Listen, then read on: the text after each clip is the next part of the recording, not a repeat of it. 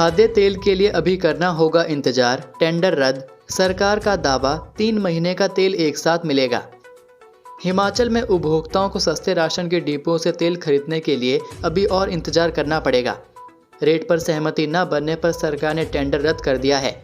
अब नए सिरे से टेंडर प्रक्रिया शुरू कर दी है। हिमाचल में 2 माह से उपभोक्ताओं को तेल नहीं मिला है। इधर सरकार की ओर से दावा किया गया है कि अगले महीने टेंडर प्रक्रिया पूरी करके उपभोक्ताओं को 3 महीने का तेल एक साथ दिया जाएगा। हिमाचल प्रदेश में 19.5 लाख राशन कार्ड धारक हैं। 2 महीने से डिपो में तेल न होने से उपभोक्ताओं को बाजार का रुख करना पड़ रहा है। बाजार में सरसों तेल 160 से 200 रुपये प्रति लीटर मिल रहा है। इस महीने विभाग की ओर से टेंडर प्रक्रिया शुरू की गई। इससे उपभोक्ताओं को जल्द तेल मिलने की उम्मीद बंधी थी, लेकिन रेट अधिक होने पर सरकार ने टेंडर रद्द किया। अब खाद्य आपूर्ति निगम ने नए सिरे से तेल टेंडर के लिए कंपनियों से निविदाएं आमंत्रित की है। सरसों तेल के लिए 3 और रिफाइंड तेल के लिए आवेदन की अंतिम तिथि 4 जनवरी निर्धारित की गई है। विभाग का दावा है कि निविदाएं आने के बाद अगर प्रक्रिया जल्द पूरी हुई तो उपभोक्ताओं को 3 महीने का तेल एक साथ देंगे।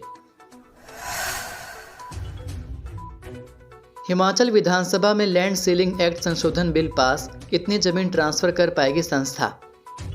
हिमाचल प्रदेश विधानसभा के शीत सत्र में शुक्रवार को धर्मार्थ संस्थाओं के लिए 30 एकड़ जमीन हस्तांतरित करने का विधेयक पारित हो गया। भूजोत अधिकतम सीमा संशोधन विधेयक 2024 पर पहले सदन में चर्चा हुई। विपक्ष ने कहा कि इसे पारित करते समय जल्दबाजी न की जाए। राधा स्वामी सत्संग संस्था की मदद होनी चाहिए, मगर विधेयक को विचार विमर्श के लिए पहले विधानसभा की सिलेक्ट कमेटी को भेजा जाना चाहिए। दोनों पक्षों की नोकझोंक के बीच विधेयक ध्वनिमत से पारित कर दिया गया। संशोधन विधेयक के पारित होने और इसके कानून बनने के बाद राधा स्वामी सत्संग व्यास भोटा अस्पताल और इसकी जमीन जगत सिंह सेवा ट्रस्ट को हस्तांतरित कर सकेगा। नेता प्रतिपक्ष जयराम ठाकुर ने चर्चा के दौरान कहा कि संस्था और संगठन से ऊपर मेरे लिए प्रदेश है। संस्था के लिए पूरा आदर है, पर विधेयक को पारित करने से पहले सिलेक्ट कमेटी को भेजा जाए। विधेयक के पारण के बाद मुख्यमंत्री ने कांग्रेस विधायक दल का धन्यवाद किया और कहा कि भाजपा के विधायकों ने इसका समर्थन नहीं किया, एक तरह से साइलेंट विरोध किया। सिलेक्ट कमेटी को भेजने की बात करना भी एक तरह से विरोध करना है। यह दुख की बात है। सुक्खू ने कहा कि उनके लिए हिमाचल के हित सर्वोपरि हैं। सड़क और पुस्तकालय की छत डालने की मांग लेकर किन्नौर से तपोवन पहुंचा फरियादी। जिला किन्नौर की लियो बाईपास सड़क और पुल जो चांगो स्थित मुख्य सड़क से जोड़े जाने की मांग काफी समय से चली आ रही है। अभी तक इस दिशा में कोई कार्य नहीं हुआ है। वहीं चांगो टाशी थोन डोल पब्लिक पुस्तकालय की छत पर टीन की चादर लगाने की मांग को लेकर किन्नौर से लोक निर्माण मंत्री विक्रमादित्य सिंह से मिलने किन्नौर निवासी भगवान सिंह शुक्रवार को तपोवन पहुंचे। उन्होंने कहा कि अभी तक सड़क और पुल का कार्य होना न होना बराबर है। सड़क की दूरी केवल 11 किलोमीटर है और पुल की लंबाई 75 मीटर है।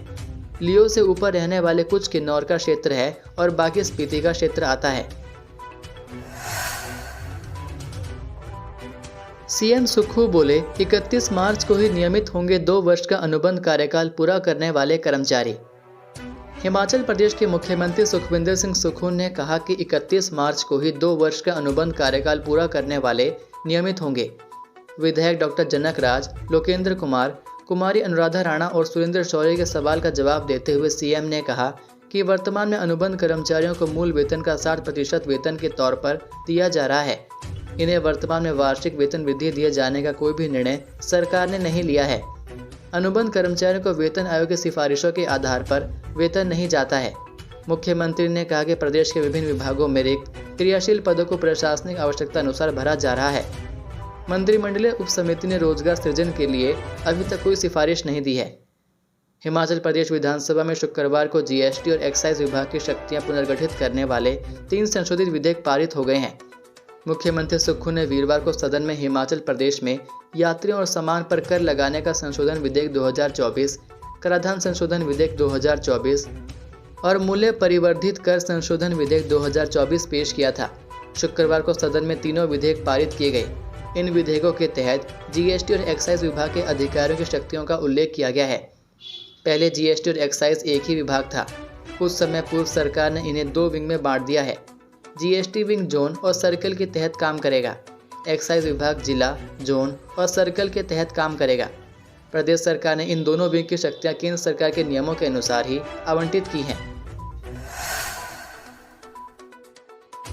राहुल गांधी पर दर्ज एफआईआर की हिमाचल के सीएम और डिप्टी सीएम ने की निंदा। जानिए क्या बोले। हिमाचल प्रदेश के मुख्यमंत्री सुखविंदर सिंह सुक्खू ने लोकसभा के नेता प्रतिपक्ष राहुल गांधी के खिलाफ की गई एफआईआर की निंदा की है। मुख्यमंत्री सुखविंदर सिंह सुक्खू ने शुक्रवार को धर्मशाला में पत्रकारों से बातचीत में कहा कि वह स्वयं एवं पूरी कांग्रेस पार्टी राहुल के साथ मजबूती से खड़ी है। मुख्यमंत्री ने कहा कि राहुल ने निस्वार्थ भावना से कन्याकुमारी से कश्मीर तक भारत जोड़ो यात्रा की, जिससे लोकतांत्रिक मूल्यों को देश भर में पुनर्स्थापित करने के साथ साथ भाईचारे की भावना को बढ़ावा दिया जा सके। उन्होंने कांग्रेस नेता पर लगाए गए आरोपों को निराधार और राजनीति से प्रेरित बताया। गांधी परिवार के बलिदानों का स्मरण करते हुए उन्होंने कहा कि पूर्व प्रधानमंत्री इंदिरा गांधी और राजीव गांधी ने देश की एकता और अखंडता के लिए अपने प्राणों की आहुति दी। एक ऐसा परिवार जिसने देश के लिए बहुमूल्य योगदान दिए हैं, उससे किसी सदस्य पर इस तरह के निराधार आरोप लगाना दुर्भाग्यपूर्ण है। राजनीतिक द्वेष के लिए किसी भी पार्टी को इस तरह के कृत्य शोभा नहीं देते। वहीं उप मुख्यमंत्री मुकेश अग्निहोत्री ने इसे देश के समृद्ध लोकतांत्रिक मूल्यों के खिलाफ बताया। शुक्रवार को धर्मशाला में चल रहे विधानसभा के शीतकालीन सत्र के दौरान मीडिया से बातचीत करते हुए उप मुख्यमंत्री ने संसद में प्रतिपक्ष के नेता के साथ हुए घटनाक्रम को तानाशाही करार देते हुए सरकार के इस व्यवहार की कड़ी आलोचना की। जयराम के नेतृत्व में विपक्ष का प्रदर्शन, गेस्ट टीचर पॉलिसी वापस लेने की मांग। भाजपा विधायकों ने चुनावी गारंटियों और रोजगार के मुद्दे पर सुक्खू सरकार को घेरा। तीसरे दिन के शीत सत्र से पूर्व सुबह ही नेता प्रतिपक्ष जयराम ठाकुर के नेतृत्व में भाजपा के विधायकों ने सदन से बाहर विपक्ष के लाउंज से विधानसभा के प्रवेश द्वार तक प्रदर्शन और नारेबाजी की। उन्होंने सरकार के खिलाफ नारेबाजी करते हुए युवाओं को नौकरी देने और गेस्ट टीचर पॉलिसी को वापस लेने की मांग की। जुलूस के बाद विधानसभा के गेट संख्या 1 के सामने सभी विधायकों ने धरना दिया। नेता प्रतिपक्ष जयराम ठाकुर ने मीडिया को संबोधित करते हुए कहा कि यह सरकार युवा विरोधी और युवाओं के साथ खिलवाड़ करने वाली है। युवा सरकार की नीतियों के खिलाफ सड़कों पर हैं। सरकार द्वारा लाई गई गेस्ट टीचर पॉलिसी दुर्भाग्यपूर्ण और शर्मनाक है। 58 साल वाली पक्की नौकरी की गारंटी देकर सरकार अब गेस्ट टीचर पॉलिसी लेकर आई है। सरकारी अस्पतालों में निःशुल्क होंगे 133 टेस्ट। प्रदेश सरकार स्वास्थ्य संस्थानों में स्टाफ की कमी को दूर करने के लिए प्रयासरत है। अस्पतालों में रेडियोग्राफरों की सबसे अधिक कमी है और इनकी भर्ती की प्रक्रिया चल रही है। सरकार रेडियोग्राफर को दिए जाने वाले वेतन में भी वृद्धि करेगी।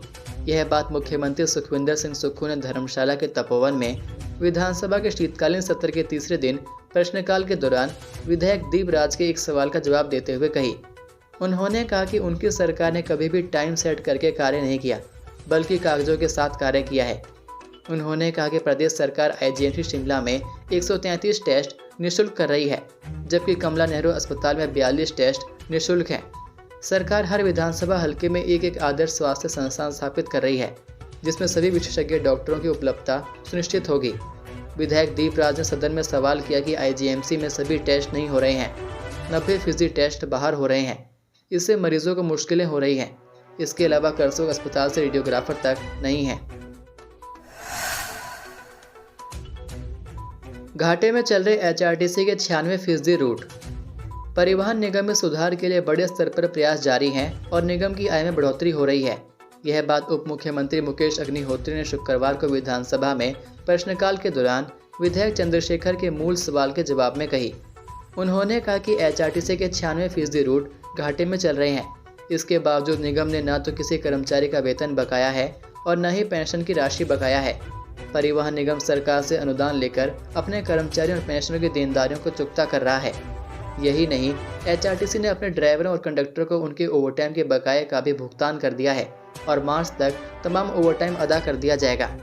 उन्होंने कहा कि परिवहन निगम में चालू वित्त वर्ष के दौरान 700 से अधिक नई बसें शामिल की जा रही हैं, जिनमें 327 इलेक्ट्रिक बसें, 250 डीजल बसें, 100 टेम्पो ट्रैवलर और 24 वोल्वो बसें शामिल हैं। परिवहन निगम को लेकर विधायक राकेश जम्वाल और अन्य सदस्यों ने भी सवाल पूछे। ये थे आज के मुख्य समाचार। हिमाचल प्रदेश की बड़ी खबरें रोजाना जानने के लिए सब्सक्राइब कीजिए DHP न्यूज़ चैनल को और बेल आइकन पर क्लिक करें, जिससे आपको प्रदेश की बड़ी खबरें हमारे द्वारा मिलती रहें। वीडियो को लाइक और शेयर ज़रूर कीजिए और आप हमारी वीडियो कौन से शहर से देख रहे हैं नीचे कमेंट करके ज़रूर बताइए। वीडियो में अंत तक बने रहने के लिए आपका बहुत बहुत धन्यवाद। जय हिंद, जय भारत, जय हिमाचल।